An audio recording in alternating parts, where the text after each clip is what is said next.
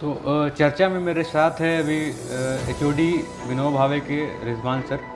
Rizwan sir से हम लोग चर्चा करने आए हैं नई शिक्षा नीति पे।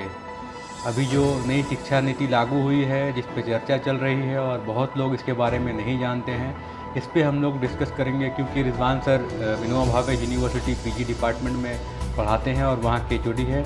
हम लोग ये जानने की कोशिश करेंगे कि कॉलेजों में और विश्वविद्यालयों में क्या फ़र्क पड़ेगा इस नई नीति से। तो रिजवान सर, आप बताएं, क्या आपकी राय क्या है इस नई शिक्षा नीति? नई शिक्षा नीति जो अभी की सरकार ने जो नोटिफिकेशन जारी किया है, उसको मैंने पढ़ा, गौर से देखा, क्योंकि मैं खुद शिक्षा से जुड़ा हुआ व्यक्ति हूँ और ख़ास करके मैं हायर एजुकेशन से जुड़ा हुआ आदमी हूँ। इसलिए हमने जो देखा हायर एजुकेशन का मामला, स्कूल का तो मामला हमें समझ में कुछ आया 5+3+3+3+4 ओके, इंस्टेड ऑफ 10+2+3। अब कॉलेज में आने के बाद जो नई शिक्षा नीति बनी है जिसको लागू करना है, उसमें भी बदलाव किया गया है। बदलाव ये है कि पहले जो है +3 जो आते थे कॉलेजेस में, लोग करते थे, अलग से डिग्री लेते थे, ऑनर्स की डिग्री लेते थे और 2 सब्सिडरी सब्जेक्ट्स रखते थे और एक ऑनर्स रखते थे। तो अभी वो बदल दिया गया है, उसके पूरा स्वरूप को बदल दिया गया है। It has almost been changed in totality. अभी ये है मामला कि आप जो कॉलेज में आएंगे, किसी भी ग्रेजुएशन क्लास में आप एडमिशन लेंगे, तो अगर आप 1 साल कंप्लीट कर लेते हैं उसमें, तो और अगर आप छोड़ देते हैं तो वो जो है आपको एक सर्टिफिकेट देगा।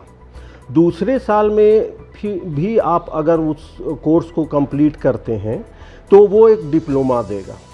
तो इस तरह से बढ़ते हुए अगर आप आगे बढ़ते हैं तब वो आपको डिग्री मिलेगी। यहाँ एक बात ये है कि इसमें कॉलेजेस में डिग्री लेने के लिए अभी जो पीजी में जो सिस्टम लागू है कि 4th सेमेस्टर में कि एक ही आप सब्जेक्ट के स्टूडेंट्स हैं, लेकिन आपको ऑप्शन दिया गया है you can opt any other subject besides your own subject. उसमें हमें ऐसा लगता है ये स्कूल ही से किया गया है, वोकेशनल कोर्सेज, कॉलेजेस में भी उसको जारी किया गया है कि अगर आप चाहें तो if you are a student of science you can opt any arts subject also. If you are a student of arts also, you can opt any subject concerning fine arts also. तो ये छूट दी गई है।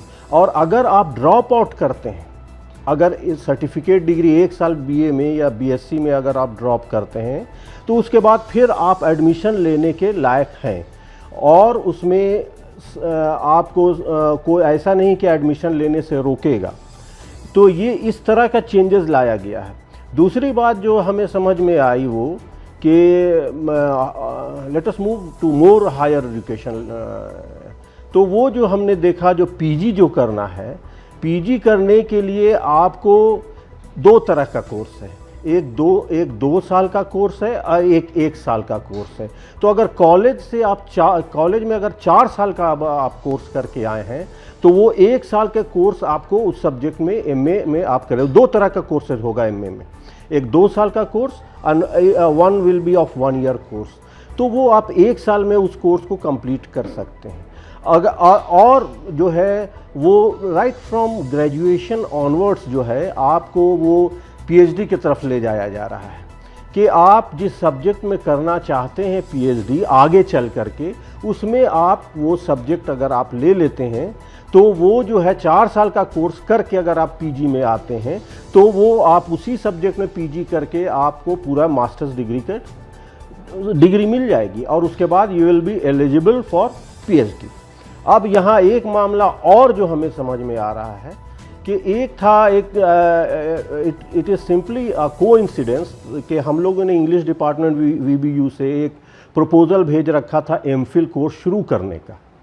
लेकिन जब शुरू करने की बात आ गई तो अभी हम लोग देख रहे हैं कि एमफिल तो हटा दिया गया है और बहुत सारे लड़के जो those who could not qualify net 1-2 number से 5 नंबर से छूट जाता है मेरिटोरियस स्टूडेंट्स का किसी न किसी कारणवश, वो जो है बेचारे एमफिल के बारे में जो सुने तो धराशायी हो गए। अब वो करेंगे क्या कि अब तो एमफिल नहीं करेंगे, नेट भी it is not easy to crack NET. तो अब उन लोगों के लिए it seem they are in doldrums, they are not in a mood what to do, they have been disappointed totally. तो एमफिल का मामला ये हुआ। अब पीएचडी का जो मामला है, पीएचडी करने का तो जो मामला है वो तो आपका अच्छा। दूसरी बात ये है कि द वेरी नेम जो ह्यूमन रिसोर्स डिपार्टमेंट था that has been changed and a new name nomenclature has been given. Only it is national education, this one national education policy, and it will be, the ministry will be known as Ministry of Education simply instead of HRD. These are the changes which have been made by the central government. तो आपको क्या लगता है ये जो changes आ रहे हैं diploma certificate और उसके बाद फिर डिग्री, इसमें क्या अच्छा है या फिर पहले से बेहतर है या फिर पहले से ख़राब है, क्या है? ये पहले से बेहतर और अब क्या होगा ये तो अभी समय बताएगा कि first of all let us see if it is implemented. So many objections are coming, और जो है वो जो चेंजेस अब लाया जा रहा है वो तो माइंड सेटअप है इंडियन मेंटेलिटी कि हमको 10+2+3+ MA या करना है। अब उसमें हमें देखना है कि गवर्नमेंट इसमें कितनी कामयाब होती है और उससे लोग कितना फ़ायदा उठा सकते हैं। तभी अनटिल अनलेस है जो एमफिल हटाने से नुकसान, बहुत सारे स्टूडेंट्स किसी कारणवश नहीं कर पाते थे नेट और पीएचडी करने के लिए इच्छुक रहा करते थे, उनको बहुत धक्का लगा है। इस है जो एमफिल हटाने से नुकसान, बहुत सारे स्टूडेंट्स किसी कारणवश नहीं कर पाते थे नेट और पीएचडी करने के लिए इच्छुक रहा करते थे, उनको बहुत धक्का लगा है इस नई नीति से। और सर जैसे एमए 1 साल का अगर हो गया है तो एमए दो तरह का काफ़ी लेकिन 1 साल का जो एमए है उसमें तो काफ़ी वास्ट होते हैं एमए कोर्सेज और जो सब्जेक्ट भी होते हैं। तो क्या 1 साल में पूरा पढ़ना, एग्ज़ाम देना, कितना डीपली स्टडी कर पाएंगे स्टूडेंट? देखिए डीपली को वो तो सब्जेक्ट वो खुद पढ़ के कॉलेज से आएंगे, 4 साल में वो सब्जेक्ट पूरा कंप्लीट करके आएंगे। अब रहा कि यहाँ का जो देर सवेर जो होता रहता है हमारे हिंदुस्तान में, ख़ास के इधर झारखंड में, बिहार में, ये सब जो देर होती है तो इसमें हो सकता है 3 महीना 6 महीना देर हो ये डिग्री लेने में। किसी कारणवश अगर कोई यूनिवर्सिटी नहीं ले पाती है समय पर एग्ज़ाम हो पाता है तो वो 1 साल के बजाय 1.5 साल भी हो जा सकता है, 2 साल भी जा सकता है। ये तो यहाँ का सफ़र करना लोगों की फितरत बन चुकी है। वो जो है हम लोग जब स्टूडेंट हो तो 3-3 साल रांची यूनिवर्सिटी लेट चलता था। तो अभी का तो कम से कम बहुत सुधार हुआ है as compared to before you can say. तो हमको लगता है कि बहुत देर कम से कम झारखंड की यूनिवर्सिटीज़, मैक्सिमम यूनिवर्सिटीज़ को मैं जानता हूँ और बहुत ज़्यादा वो लेट नहीं चल रहे हैं, सेशन उनका लेट नहीं चल रहा। तो हमें लगता तो अब जहाँ लेट चल रहा उनको नुकसान होगा, लेकिन जो अप टू डेट हैं, those who are taking examinations on time, हमको लगता है वो कर पाएंगे। थोड़ी देर तो ज़रूर होगी, 1 साल में तो हो पाना थोड़ा मुश्किल लग रहा है। तो सर जैसे वो सेमेस्टर सिस्टम आया, CBCS सिस्टम आया, उसमें काफ़ी टाइम लगा लोगों को एडजस्ट करने में। तो आपको क्या लगता है ये न्यू एजुकेशन पॉलिसी जो आ रहा है इसको एडजस्ट करने में या अडॉप्ट करने में कितना टाइम लग सकता है? ये तो खुद गवर्नमेंट का कहना है कि ये 2024 से या फिर 2023 से इसको पूरा सही तरीके से इम्प्लीमेंटेशन होगा।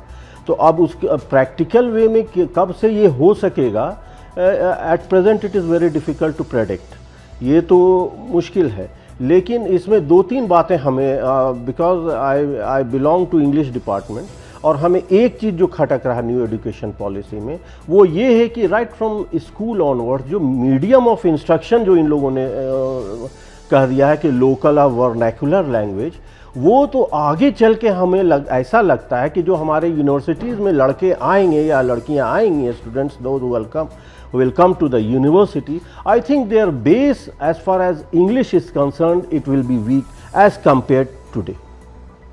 बहुत बहुत धन्यवाद। हम बात कर रहे थे विनोबा भावे के HOD इंग्लिश डिपार्टमेंट के रिजवान सर से। Thank you very much, Faiz.